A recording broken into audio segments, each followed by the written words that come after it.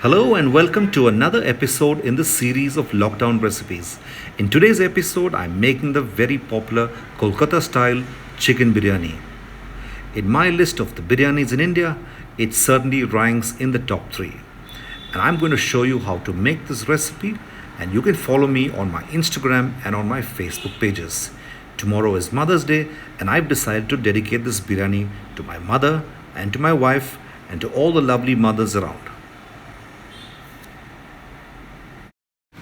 And for the Kolkata chicken biryani, I'm going to marinate some chicken, about 750 grams of it, overnight. I'm going to marinate it with some yogurt, some garam masala, some kevda water, and some rose water. I'm also going to peel about 4 potatoes, and I'm going to marinate this with some chili powder and a little bit of the kevda water and a little bit of salt. As I said, I'm going to marinate the meat overnight, and for the marinade, I'm going to take some yogurt and some garam masala, and I'm also going to mix this with about 2 tablespoons of ginger garlic paste, which I'm straining and keeping the liquid only. I'm going to discard the harder parts and just mix it in with the rest of the spices.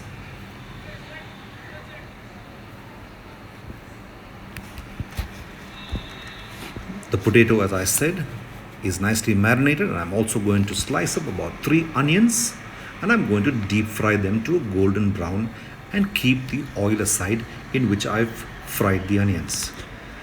And there you have it, the 3 key ingredients for the Kolkata biryani: the fried onions,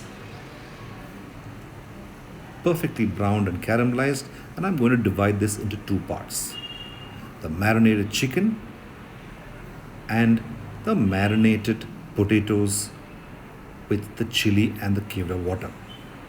I'm going to take a pressure cooker and I'm going to steam the potatoes that I've marinated for about 3 to 4 whistles.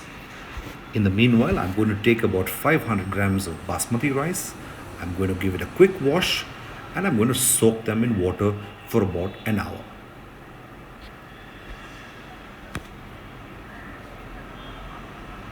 And I'm going to use the oil, like I said, what I fried the onions, and I'm going to use 1/3 of the oil.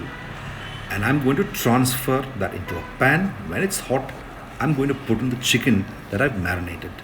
Just the oil and the marinated chicken in the pan, and I'm going to cook it covered for about 20 to 22 minutes. At the end of this 22 minutes,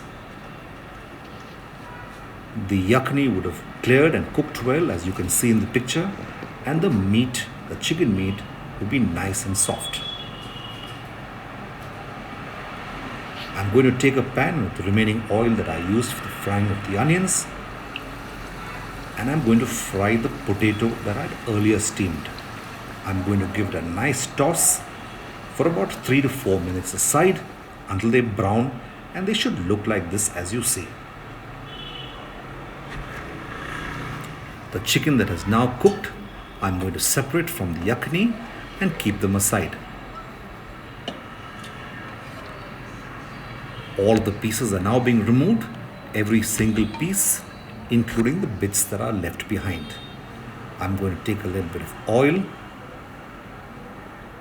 Again, the same oil that I used, a part of the oil that I fried the onions, and I'm going to fry the chicken. There you have the yakni that's been kept aside.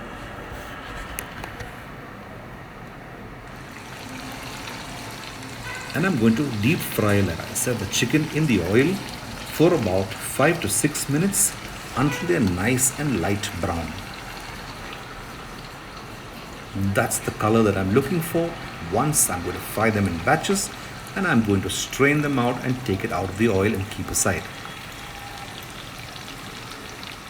And this is how I'd like my chicken before I start layering the dish. While that's happening, I'm also going to heat another pan to cook the rice. I'm going to add about 2.5 liters of water, some bay leaves, and to it I'm going to add some dry spices, some cinnamon, some cardamom, and some star anise. And once the water begins to boil, I'm going to add the soaked rice and give it a stir and cook this for about 70 to 80% of doneness. You need to constantly check the rice to see if they're not overdone and ensuring they're taken out and strained when they're about 70 to 80% done. And here I am straining the excess liquid from the rice and keeping the rice nice and dry to be layered later. And there you have it, the ingredients for the layering: the fried potatoes, as you can see, the fried onions that have been caramelized that I'm going to separate into two parts, the fried chicken,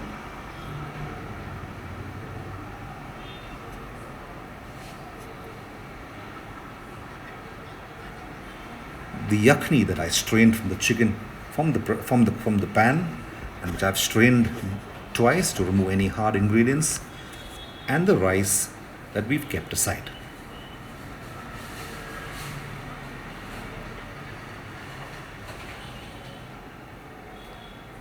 Like I said, the yakni needs to be a smooth, thin consistency, and the chicken nice and light brown on the finish. The potatoes, as I said, are nicely fried, soft and brown on the exterior, and the onions perfectly crisp and ready to be added. I'm going to take a pan and I'm going to begin to layer the yakni, the pieces of chicken, and the potato. Ensure that the yakni does not cover the meat and the potato and should be just well below the surface of the meat and the potatoes. When this begins to boil, I'm going to parallelly heat another fire and I'm going to put a pan and I'm going to add the cooked rice to the pan. I'm going to layer the first one, and to which I'm going to add some fried onions. I'm going to add some koa which I've grated. I'm going to add another layer of the rice.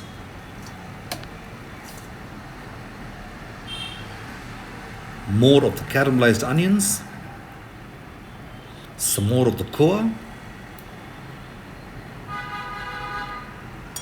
And I'm going to add some saffron milk. Milk which I've induced with some saffron, just to give the biryani a nice color. I'm going to use a little bit of the oil that I fried the onions and I'm going to pour it into the biryani pan. I'm going to add 2 tablespoons of ghee. I'm going to add a little bit of the water that I cooked the rice in to give it a nice dum. I'm putting the pan into the griddle that I've kept below so the heat is distributed, and I'm going to cover the pan with some aluminum foil completely, and I'm going to close this.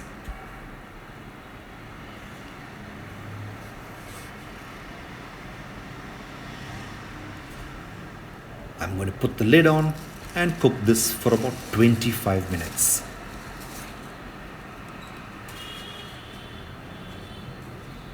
After about 25 minutes, I'm going to take the foil off, and there you have it.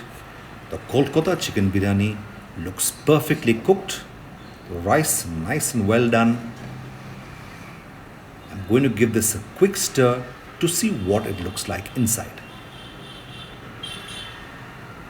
Yes, the colors have infused the rice and the meat is perfectly cooked.